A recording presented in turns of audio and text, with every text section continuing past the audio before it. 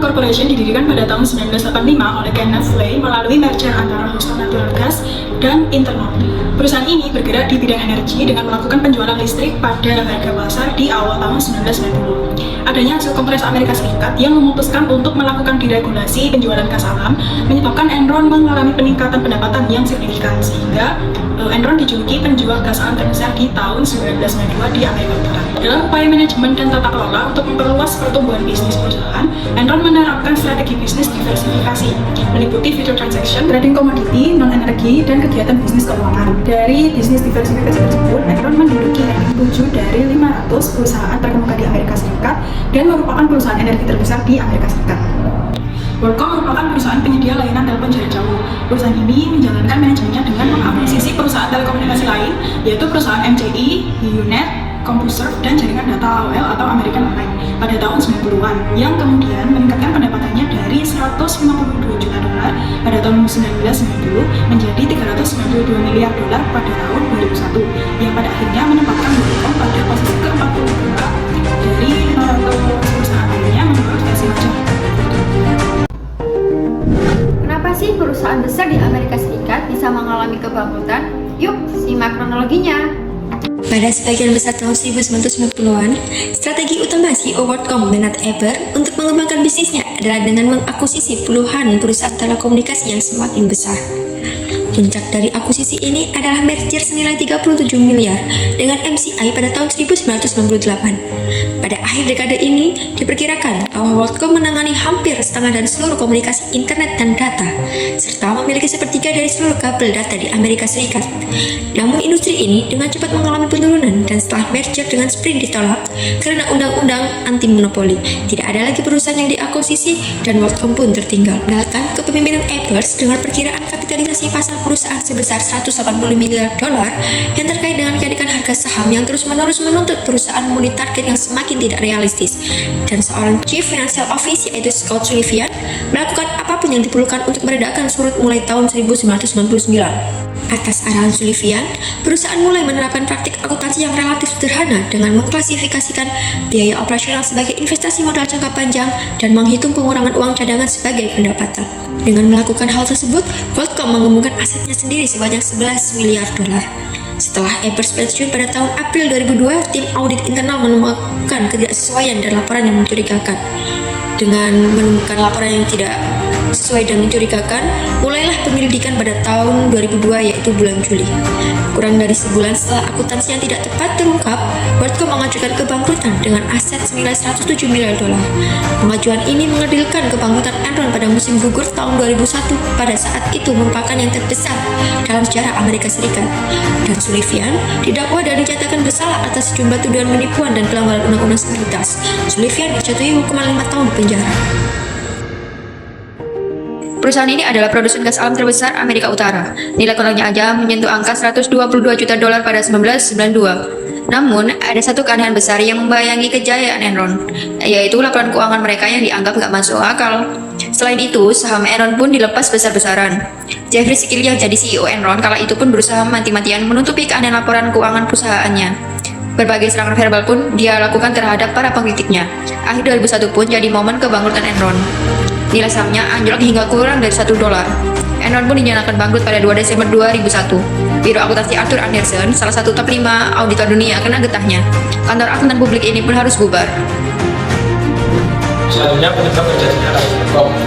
Itu beberapa faktor yang menjadikan kasus WorldCom, yaitu antara lain yang pertama faktor uang, yaitu adanya iming-iming uang dan bonus yang besar bagi para akuntan jika mereka mau bekerja sama dengan pihak manajemen untuk memanipulasi laporan keuangan.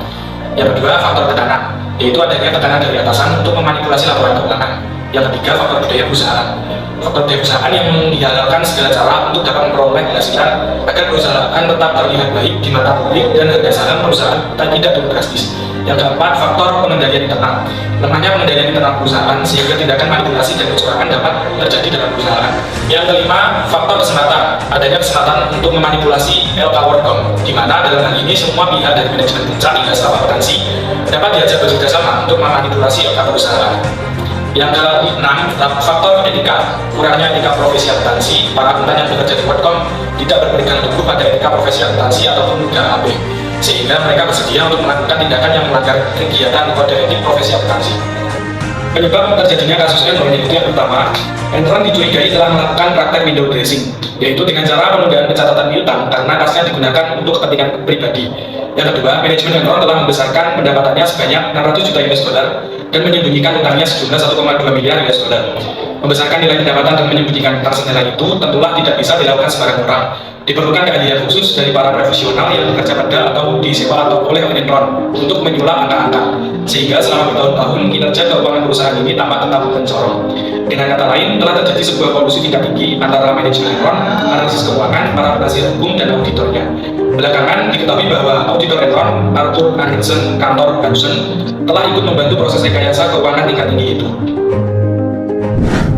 Selanjutnya, ringkasan penyelesaian masing-masing kasus. Yang pertama, penyelesaian kasus Enron. Setelah skandal keuangan terbuka, Enron mengajukan kebangkrutan pada bulan Desember 2001. Beberapa pejabat senior, termasuk CEO Jeffrey Sterling dan Ketua Ken Lay, diadili dan dihukum karena berbagai tindak pidana termasuk penipuan, pemalsuan dokumen, dan insider trading. Perusahaan ini mengajukan klaim kebangkrutan dengan utang yang sangat besar, dan para kreditornya hanya mendapatkan sebagian kecil dari investasi mereka. Kasus Enron menyebabkan pengawasan lebih ketat atas perusahaan publik dan memicu perubahan dalam hukum dan peraturan keuangan di Amerika Serikat, seperti Undang-Undang Sarbanes dan Oxley. Yang kedua, penyelesaian kasus WorldCom. Setelah melakukan pemalsuan laporan keuangannya, WorldCom mengajukan kebangkrutan pada bulan Juli 2002 dengan utang yang mencapai puluhan miliar dolar. Beberapa pejabat senior, termasuk CEO Bernard Ebbers, diadili dan dihukum karena peran mereka dalam skandal tersebut. Sebagian besar aset WorldCom dijual untuk membayar kreditornya. Kasus WorldCom juga menghasilkan perubahan signifikan dalam peraturan regulasi dan keuangan, termasuk peningkatan pengawasan oleh Komisi Sekuritas dan Bursa Amerika Serikat. Penyelesaian kedua kasus ini mencakup pengadilan klaim kebangkrutan dan perubahan regulasi keuangan yang bertujuan untuk mencegah skandal serupa di masa depan. Kode etik dalam akuntansi yaitu kepemimpinan, kepentingan, objektivitas, kompetensi, dan tanggung jawab. Dalam perusahaan Enron dan WorldCom, terdapat kode etik yang dilanggar. Yang pertama ada kepemimpinan tidak jujur. Pemimpin perusahaan di Enron dan WorldCom terlibat dalam praktik kepemimpinan yang tidak jujur dengan menyembunyikan informasi dan memanipulasi laporan keuangan. Yang kedua ada pertanggungjawaban. Perusahaan tersebut tidak bertanggung jawab dalam melaporkan kinerja keuangan yang sebenarnya. Yang ketiga ada konflik kepentingan. Manajer utama perusahaan lebih mementingkan kepentingan pribadi dibandingkan kepentingan umum sehingga merugikan pemegang saham dan kreditor. Dampak akibat kasus WorldCom sangat besar dan multidimensional. Secara garis besar, dampaknya yang antara lain. Yang pertama, nilai saham WorldCom anjlok dari 64,5 US dollar per lembar saham menjadi 2 US dollar per lembar saham. Kemudian anjlok lagi hingga mencapai kurang dari 1 sen per lembar saham. Yang kedua, para pegawai mengalami kerugian dana pensiun pada akhir 2000 sekitar 32% atau 642,3 US juta dolar dana pensiun pegawai berupa saham. Yang ketiga, adanya PHK massal terhadap karyawan WorldCom, yakni sekitar 17.000 karyawan. Karyawan diberhentikan dari total 85.000 karyawan. Yang keempat, WorldCom akhirnya mengalami kebangkrutan. Kebangkrutan ini merupakan salah satu kebangkrutan paling besar di Amerika Serikat. Yang kelima, Bernie Ebbers dan Scott Sullivan didakwa dengan hukuman penjara 25 tahun penjara. Untuk selanjutnya yakni dampak terhadap kasus Enron. Terdapat 6 dampak terhadap kasus ini. Yang pertama ialah terhadap Enron itu sendiri. Enron menyatakan dirinya bangkrut dan tidak mampu membayar utang-utangnya serta menanggung kerugian sebesar 50 miliar US dollar. Dampak yang kedua terhadap Arthur Andersen. Kebangkrutan Enron menyeret akuntan publik Arthur Andersen karena memanipulasi labanya. Arthur Andersen harus membayar utang senilai 32 miliar US dollar. Arthur Andersen mendapatkan hukuman percobaan 5 tahun dan denda 500.000 US dollar dan dicabut kewenangannya untuk mengaudit perusahaan publik di Amerika Serikat. Dampak yang ketiga terhadap publik dan lembaga-lembaga publik. Banyak lembaga keuangan internasional juga ikut menderita kerugian akibat bangkrutnya Enron, sehingga membuat mereka semakin berhati-hati dalam membidik peluang investasi. Dampak yang keempat terhadap profesi akuntansi Sarbanes-Oxley Act. Pemerintah Amerika Serikat menerbitkan Sarbanes-Oxley Act untuk melindungi para investor dengan cara meningkatkan akurasi dan reliabilitas pengungkapan dilakukan perusahaan publik. Dampak yang kelima yakni terhadap investor.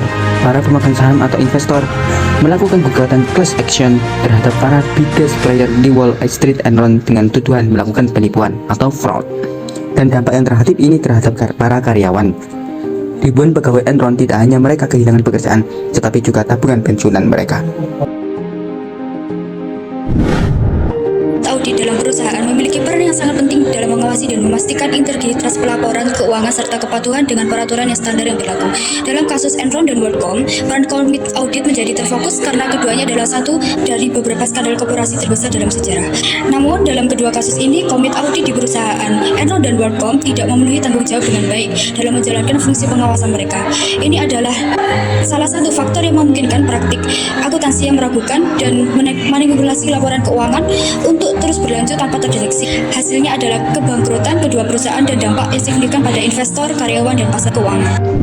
Dalam kasus Enron dan WorldCom, komite audit eksternal atau firma audit eksternal yang bertanggung jawab atas audit laporan keuangan perusahaan juga memiliki peran penting. Peran mereka adalah untuk memberikan keyakinan bahwa laporan keuangan perusahaan adalah akurat dan sesuai dengan prinsip akuntansi yang berlaku. Namun, dalam kedua kasus ini, terdapat kegagalan dan kelalaian yang signifikan dalam peran firma audit eksternal. Praktik audit yang lemah, konflik kepentingan, dan kurangnya independensi menyebabkan firma audit gagal mendeteksi praktik akuntansi yang meragukan dan memanipulasi laporan keuangan yang terjadi di Enron dan WorldCom. Hasilnya adalah kerugian bagi investor, karyawan, dan pasar keuangan, dan menyebabkan perubahan signifikan dalam peraturan audit, standar akuntansi, dan etika audit, serta peningkatan dalam independensi firma audit eksternal untuk mencegah skandal serupa di masa depan. Nilai-nilai etika dalam akuntansi dilihat dari sudut pandang Islam yang pertama adalah nilai etika yang terdapat dalam pencatatan. Allah memerintahkan untuk melakukan pencatatan atau penulisan transaksi secara benar dan jujur atas semua transaksi yang terjadi. Kita dilarang untuk mengulangi ataupun menambah transaksi tersebut. Ini dilakukan untuk menghindari fraud atau kecurangan. Yang kedua adalah nilai etika yang terdapat dalam pengumpulan. Seorang akuntan wajib mengumpul kekayaan secara benar dan adil agar pengumpulan tersebut bukan benar maka pada kondisi akuntan. Selanjutnya nilai etika yang terdapat dalam para akuntansi.